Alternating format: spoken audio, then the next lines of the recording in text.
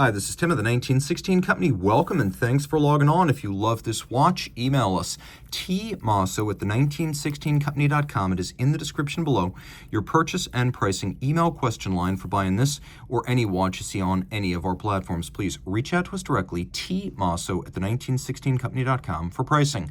Today, we discuss a 400-piece limited edition in yellow gold from Patek Philippe's 175th anniversary back in 2014, part of a bumper crop of memorable models launched just for the occasion. This is the triple-scale chronograph 5975J-001. It is a 400-piece edition. This watch was made in 4 different metals, all 3 golds and platinum, and it plays on Patek Philippe's long history of multi-scale chronographs.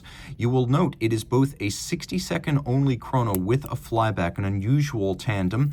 We have dramatically shaped lugs and that compelling multi-scale dial. We'll go into what it does, but first let's talk about fit. The yellow gold case is 40 millimeters in diameter. It's very compact at only 46.6 millimeters from lug to lug, 20 millimeter spacing between the lugs, and partly due to the solid anniversary case back, it's thinner than you might expect at 10.5 millimeters thick. We'll throw it on my wrist, which is 16 centimeters in circumference, and the watch wears nicely. The strap's a little bit tight. It hasn't been broken in, so I'm constraining my wrist and exaggerating the size of the watch, but this will safely fit on a wrist as small as 14 centimeters circumference, and you can see how it'll fit underneath the cuff.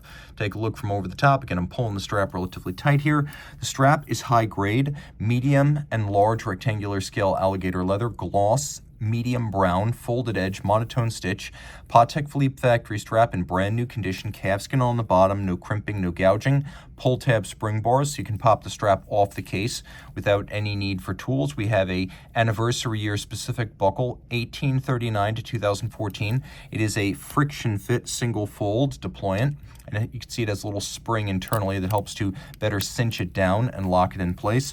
Rolling around the case, incredibly strong. We have a cylindrical case with a bezel and a case back that override slightly. They overlap the edge of the case and they define the mid case.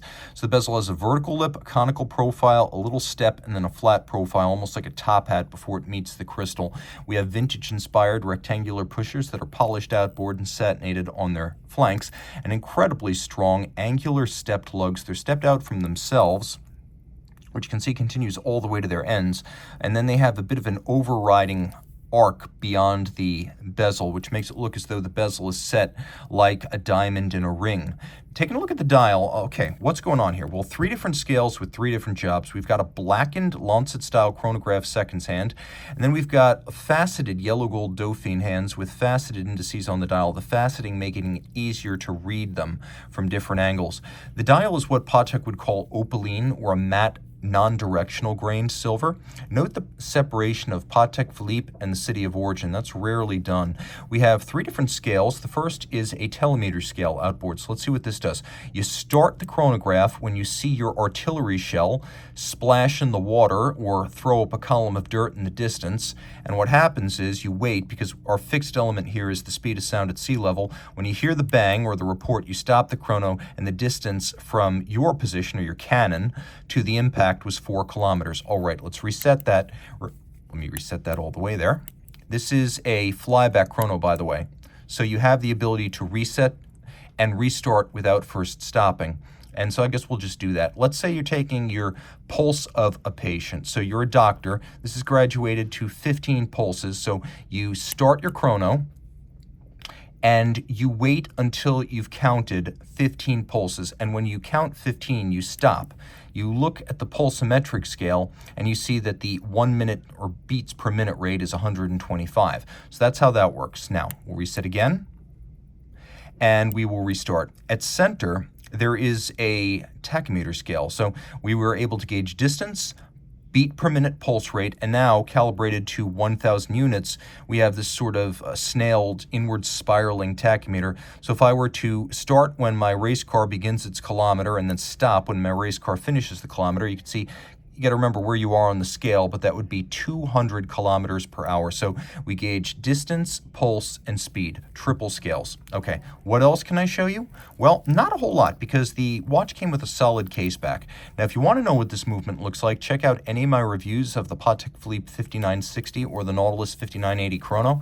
The movement is a unidirectional winder with hybrid ceramic bearings, a 55-hour power reserve, a 4 hertz beat rate. It has a vertical clutch and a column wheel with flyback action, beats away at 4 hertz. It's free sprung, adjusted in 6 positions, pivots on 29 jewels, and has an anti-magnetic silicone hairspring. All of this water resistant down to 30 meters. Did you get all that? Excellent. Again, if you want to see what all that looks like, check out one of my reviews of the 5960. This watch is rare, highly sought, wonderfully distinctive, and different. It's everything we love about Patek Philippe. And as the anniversary year draws further and further into the distance, collectors are looking even more seriously at the collectibility of the novelties from that year, much the way the 150th anniversary pieces from 1989 are all blue chip collectibles today. So reach out to Team Mosso at the 1916company.com for pricing.